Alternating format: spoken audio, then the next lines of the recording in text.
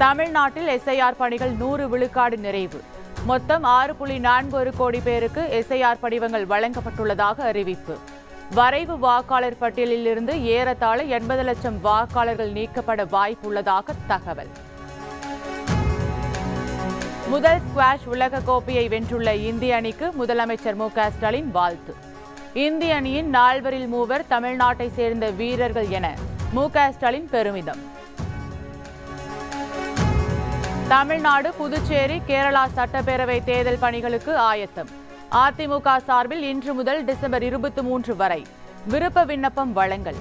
சென்னை ராயப்பேட்டையில் உள்ள அதிமுக தலைமை அலுவலகத்தில் எடப்பாடி பழனிசாமி தொடங்கி வைக்கிறார். ஆஸ்திரேலியாவில் ஹனுக்கா நிகழ்வின் போது நடைபெற்ற துப்பாக்கிச் சூட்டில் 12 பேர் உயிரிழப்பு. துயரமான நேரத்தில் ஆஸ்திரேலிய மக்களுடன் நிற்கிறோம். இந்திய பிரதமர் நரேந்திர மோடி இரங்கல்.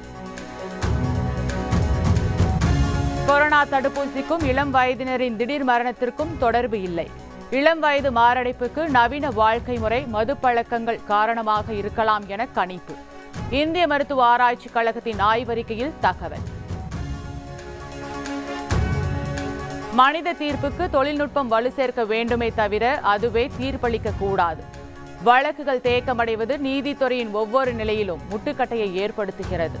உச்சநீதிமன்ற தலைமை நீதிபதி சூரியகாந்த் கருத்து.